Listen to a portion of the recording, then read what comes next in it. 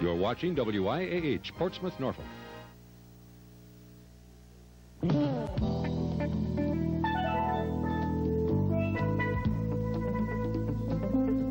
This is Spectrum. Welcome to Spectrum, a public affairs program from the studios of WYAH Television. Each week at this time, we present a look at the people, places, and events of Hampton Roads today. And now, here's your host, Bob Walker. Welcome to Spectrum. Nice to have you with us. I think you'll find today's program extremely interesting. The entire program is going to be devoted to a look at the Shroud of Turin and some of the investigations that have been going on. I'd like to introduce you to Raymon Minx of Virginia Beach. Ray, welcome to Spectrum. Nice to have you with us. Thank you, Bob. I had the privilege a while back to attend a presentation that you made on the Shroud of Turin, and that's the reason I've asked you to come on and share your presentation with our viewers. Before we get into the Shroud and take some slide views of the Shroud itself and some of your ideas, I'd like to know a little bit first about yourself. You're a retired Army Lieutenant Colonel. You're working for the state of Virginia. You're a scientist by persuasion. Yes. And what's your scientific background? What Well, schools? I have a bachelor's degree from Florida State University in mathematics. And in 1959, I was working in the field of radiation protection, and the Army sent me to get a master's in radiation biology. From that time on, while I was in the Army, I worked in radiation biology from biological effects of nuclear weapons to radiation protection. And it was a part of that got me very interested in the Shroud of Turin. There seems to be a little association between radiation and the Shroud itself. Is that what you're saying? Well, no one has clearly established that yet. However, once you take a look at the Shroud, you will see that the likelihood of the image being produced by electromagnetic radiation of some type is probably rather significant in the studies of the Shroud. Would you, at this time, tell us about the Shroud itself? We're going to be taking a look at it in just a moment of slides that have been made of it close up, and you're going to tell us about it more. But what a little bit about the history of the Shroud. What is it, first of all? Well, there are many claims made for the Shroud, the most prevalent one being that it is the authentic burial shroud of Jesus of Nazareth. This has not been clearly established by any means. However, everyone who has ever been in contact with the Shroud has treated it, the owners, those in custody of it, have treated it as if it were. We have a known history of the Shroud, a recorded history, since 1357. Prior to that, if it had a history, it is conjecture. There have been many claims that this is a forgery. Well, this is rather ridiculous, since a forgery would mean it was copied from something. On the other hand, if there are claims that it is an absolute hoax. The history of it, if you are of the bent that says, yes, it could be the burial shroud of Jesus of Nazareth, then you would have to go back to about AD 29, AD 30, and account for its whereabouts from that time forward. And if you would accept that, then a plausible story might be that the disciples recovered it and wanted to hold it. If you recall, in the Gospels, it points out that Peter and John visited the tomb, and they noted that the body was gone and observed the burial linens in the tomb.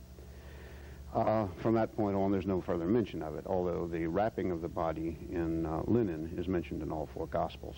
Mm-hmm. Then the idea would probably have been that they need to protect this thing some way.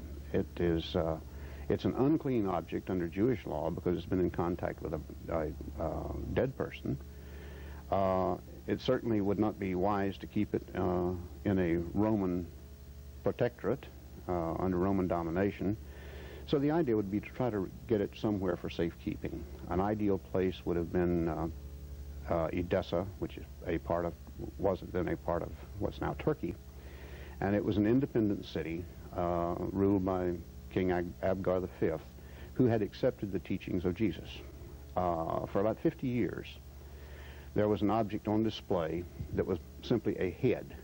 No one could describe it perfectly, but it was called the image of Edessa. It was revered, it was honored, it was treated as if it were a work of God. It disappeared. It disappeared for about 500 years. In about 525 A.D., in restoring the walls around Edessa, they found sealed up in the walls had been destroyed by flood, but they found sealed up in the wall near one of the gates, again, the image of Edessa.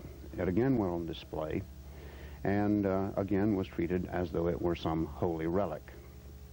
In 943 A.D., the Byzantine Emperor Lecapenus decided that all of these relics should properly be at what was then the seat of Christianity in Constantinople. So he sent his emissaries to Edessa to negotiate for the removal of the image to Constantinople.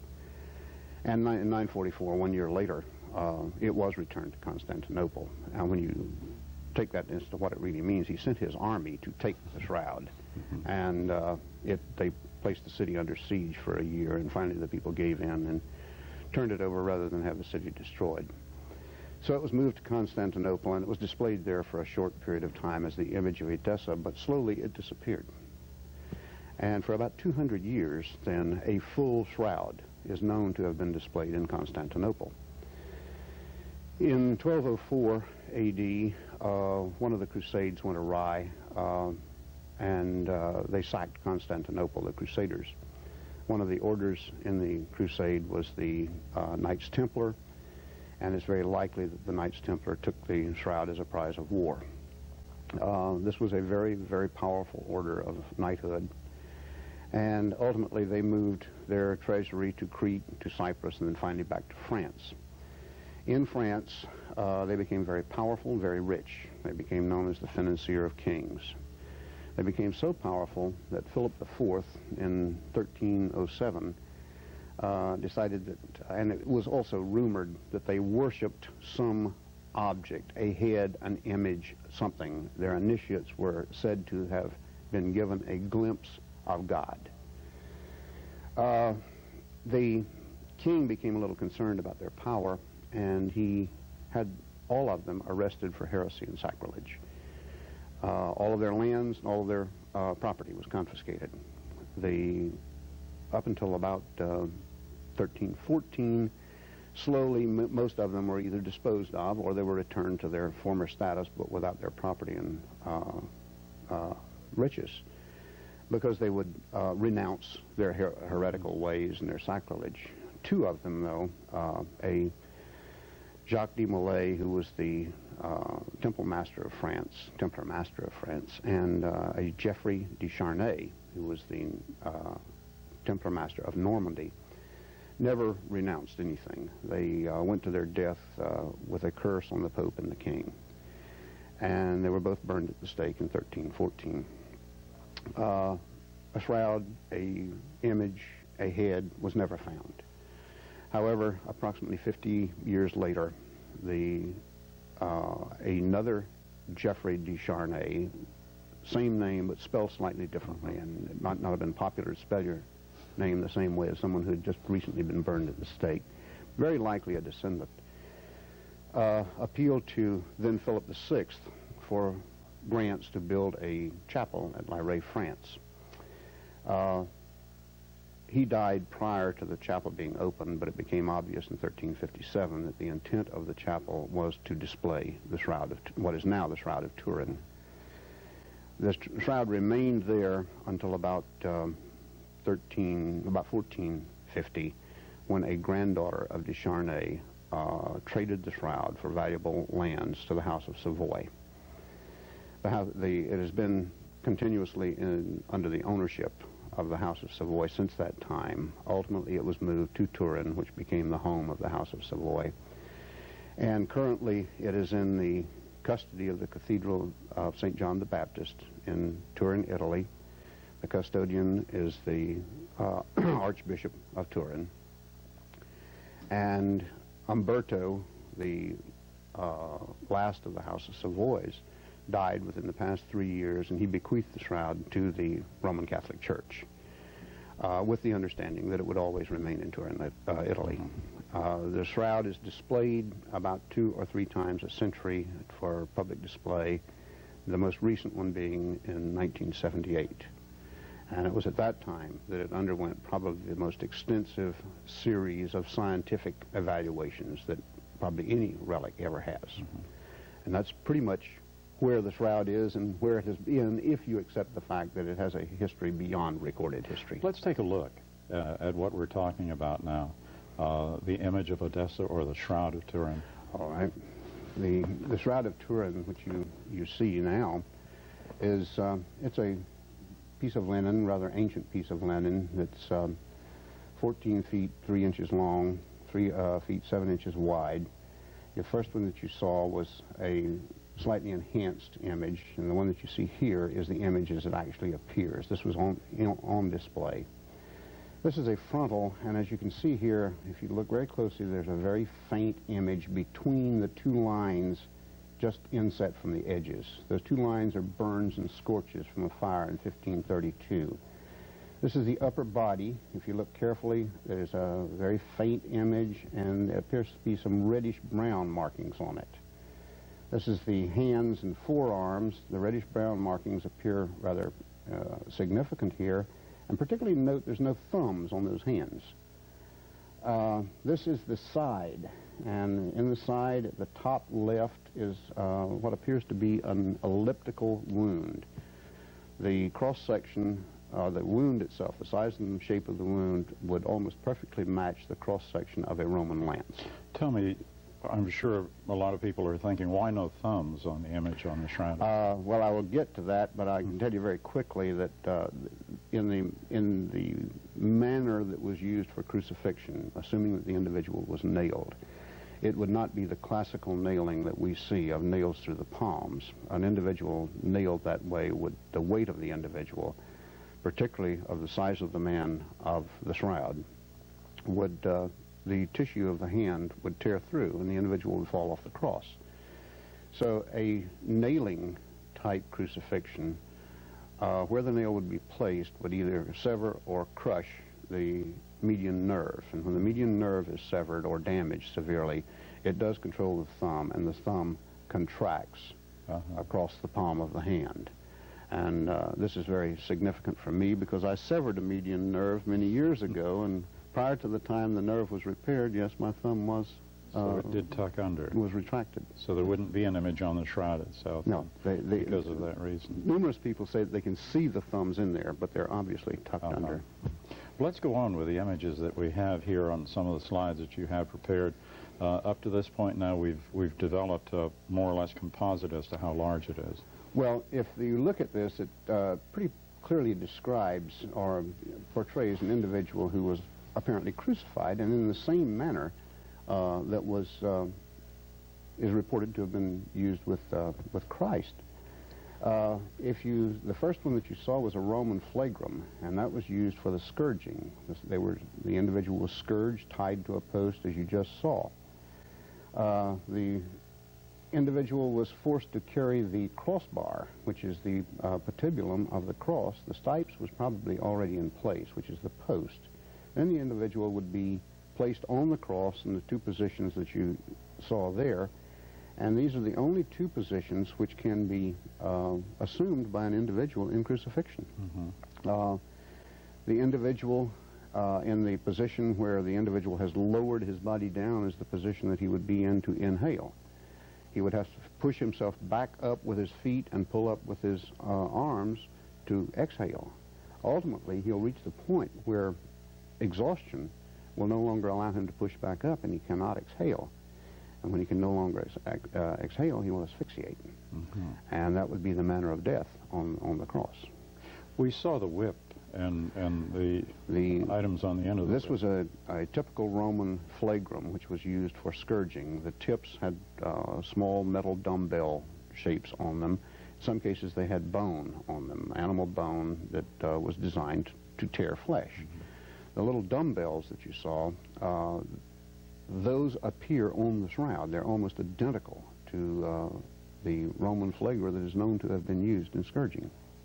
What about the marks of the flagrum itself on the shroud? There are numerous marks on the shroud that would indicate that this individual was severely whipped. In addition, you will see further as we go into this that the individual appears to have severe wounds about the head and scalp. These appear to have been puncture wounds, as if a cap of some type had been placed on their head, or as if the head had been punctured, perhaps by thorns. Mm-hmm. Let's go into the next set that we have and describe, if you will, some of the things that we're seeing as we continue with the story. Well, here we're going to get into the part that would indicate that there's something very unique about this shroud. What you're seeing here is transmitted light through the shroud. And the image essentially disappears, but the brown marks that might be blood, and in fact those brown marks are blood, they are human blood. That has been clearly established. Here you see the shroud in positive and in negative. And the most unique thing that was found about the shroud was that the shroud itself is a photographic negative. Here is the negative of a photo taken of the shroud, front and back. Notice all the white marks that are on there. On the shroud, those appear dark, brownish red. Those are marks from the flagrum. Here you see a frontal view. This is the shroud as it actually appears. Notice that the blood stains appear to be dark. And here is the negative of that picture. And notice the total reversal. Now the blood stains appear to be white, but the image appears to be normal. The ghost-like features are gone. This one is one that demonstrates something very unique about the shroud. This was put in a picture of the shroud was placed in a VP8 image analyzer, and what they got was a 3D image. This is considered to be impossible with a two-dimensional picture. Mm-hmm. You put a two-dimensional picture in, one that does not contain 3D information, and it becomes very distorted. The only way you can do it is with two-dimensional pictures taken a known distance apart. Then you get a 3D, you can get a 3D image. The shroud itself contains 3D information, and that is that the shading of the shroud is proportional to the distance that the shroud was from the object that created it. The one that you saw, which appeared to be a statue, actually is a statue. It was the total 3D that the STURP team, which is the Shroud of Turin research project, which was made up of U.S. Scientists, and they were the ones granted permission to do the analysis in 1978. The two of them who were responsible for forming STURP, they were Drs. Jumper and Jackson, were both young Air Force officers at the time that were both teaching at the Air Force Academy. And they decided they could take the image and cut each line of the image and cut the contour and put it together and make a shroud of cardboard and fiberglass. However, they knew that this would take a lot of manpower, and suddenly they realized that they had all the manpower in the world, the cadets at the Air Force Academy.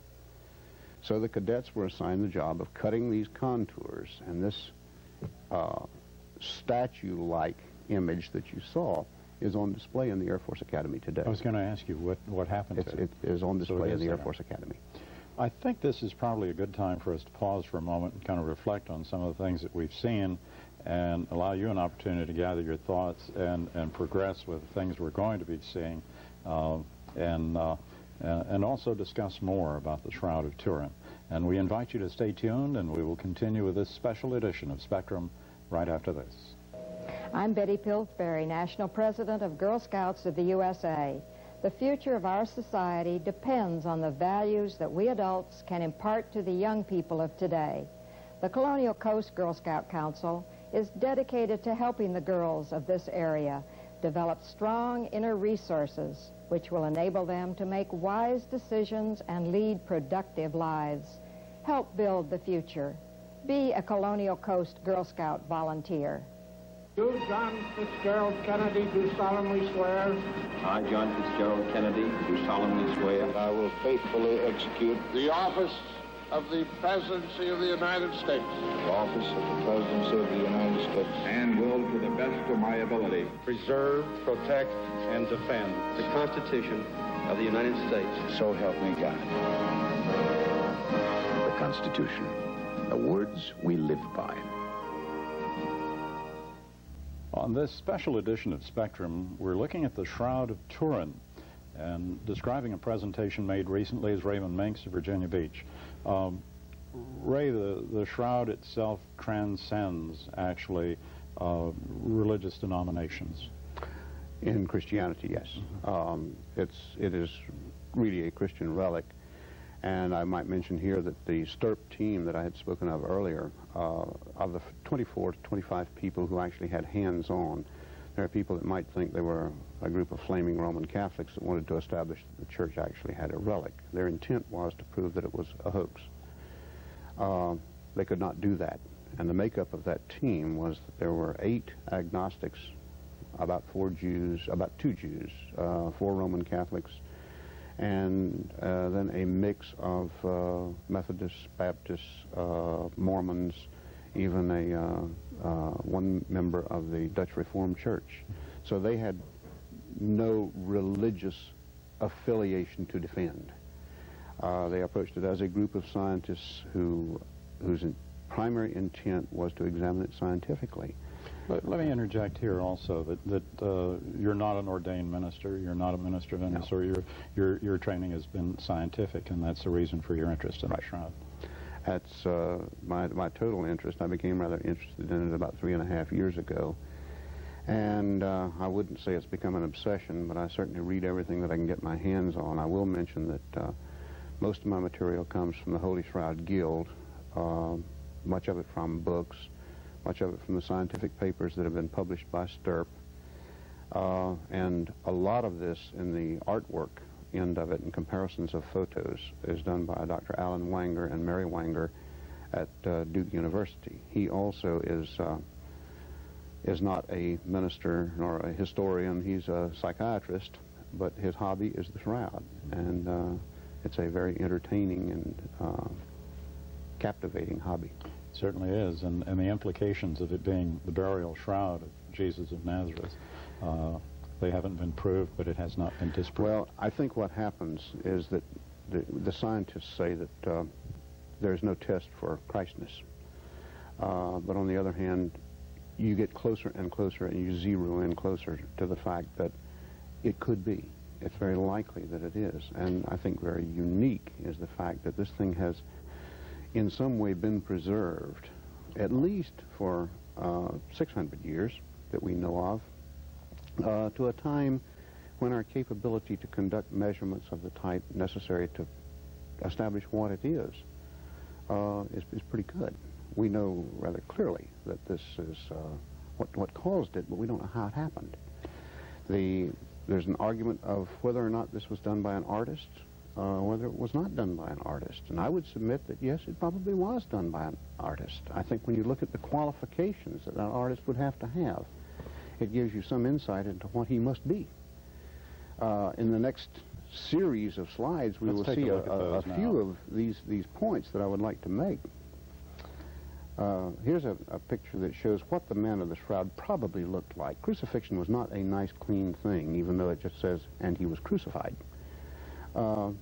Here's a photo. It's an enhanced photo that shows the blood as reddish, and you can see that there's blood in the hair, on the forearms, particularly on the forearms. Here's one of the head.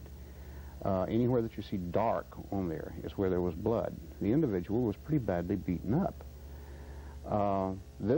The red shard that you see just to the left center of that is actually a flake of blood that was taken from the shroud. It was around one of the fibrils. And you have to consider that this artist, first of all, he had to have envisioned photography over 600 years ago to know to paint it in negative. He had to apply the blood first and then apply the negative. There is the image. There's no image where there's blood stains. He had to have painted with real blood, which is unheard of. He had to have painted with a brush probably about 10 feet long, because to see this, the optimum viewing distance is about 6 to 8 feet. Any closer and it fades out, any further away and it fades out. He had to have had a very, very light touch, because it only appears on the topmost fibrils, while the blood saturates completely through the cloth and shows on the back side of the cloth. The coloring in the cloth is not a color change, it's the number of fibrils affected that gives you the shading. The medium has not been established. The discoloration is caused by oxidative dehydration. It's similar to a scorching, but the qualifications of this artist were fantastic. Let's continue on with the rest of the slides that we do have now. Yeah, well, here I would like to look at some of the artwork and compare it to the shroud. This is one photo done by a lady named Ree Phillips. It was taken directly from the shroud. It is available today. Here's another one that was done by an artist named Jimian in the 1930s, again, taken directly from the shroud.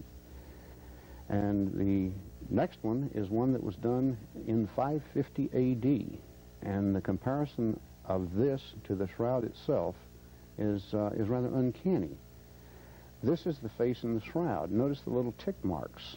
And on the extreme corners, in the extreme corners, the little tick marks are done by Dr. Alan Wanger, and he superimposes one photo on the other.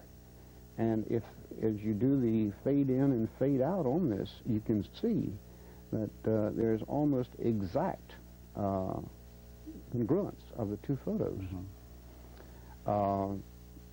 As a matter of fact, Dr. Wanger points out that between these two photos, there are 170 points of congruence. That is where the photo and the shroud agree. And 15 points of congruence are enough to establish positive identification through fingerprints. Wow. So what are the main points of congruence here? Okay, one of them, if you look right in the center of the forehead, you will see looks like a little square box.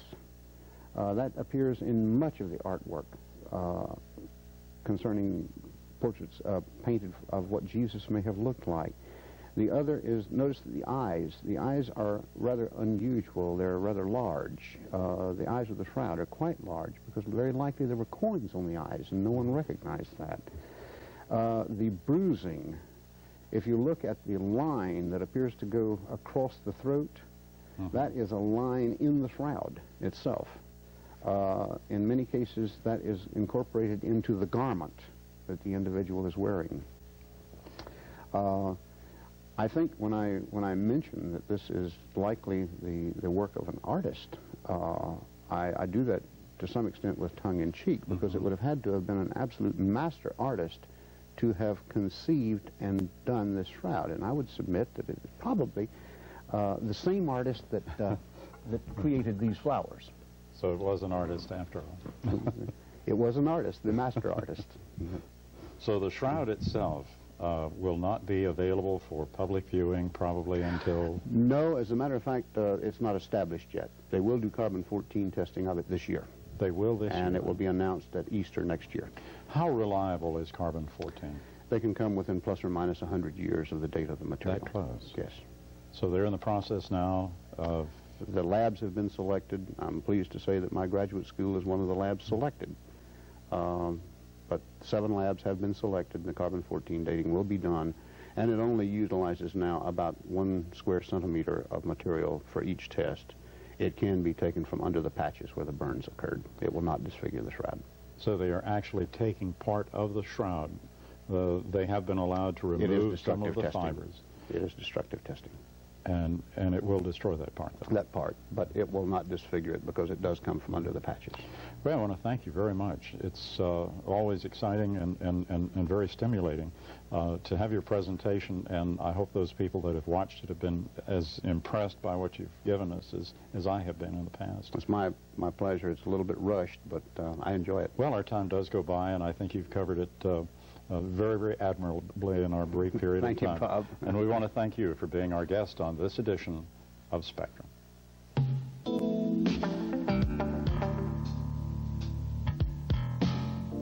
This has been Spectrum, a public affairs program from the studios of WYAH Television. Please join us again next week at this time for another look at the people, places, and events of Hampton Roads today.